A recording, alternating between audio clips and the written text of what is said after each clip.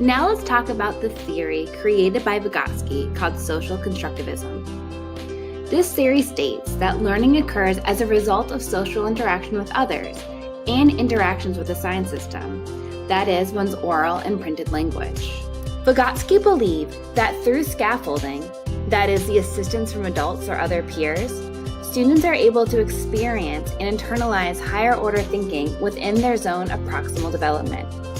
One example of scaffolding could be the use of a graphic organizer or having students buddy read. What are ways you scaffold learning in your classroom? Next, let's understand social learning theory. This theory states that learning occurs as a result of observing others. The people whom we learn from are called models. Let's think about what this looks like in the classroom. When teachers use think-alouds, as we saw in Rick's reading workshop, the thought process used during reading is demonstrated for students to internalize and try. What are ways you use modeling in your classroom?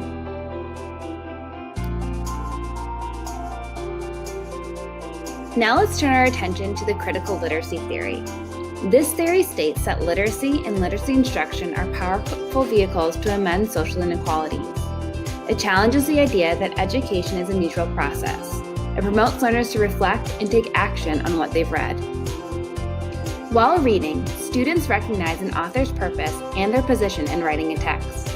Students explore why a text was written and what additional perspectives may be out there on the same topic. As well, students are encouraged to address and take action on social issues often related to justice. Similar to the critical literacy theory is the critical race theory. This theory examines the relationship between individuals, power, and literacy with an emphasis on race. The last theory mentioned in this chapter is multiliteracy's theory. This theory states that literacy learning needs to be linguistically diverse and include multimodal forms of linguistic expression and representation. Students need to understand that literacy is more than print. Literacy includes reading pictures, information on the computer, understanding body language, and seeing the signs around them. Furthermore, in expressing their understanding, students should be able to construct meaning through mediums like drama, music, art, gestures, expression, technology, in addition to print.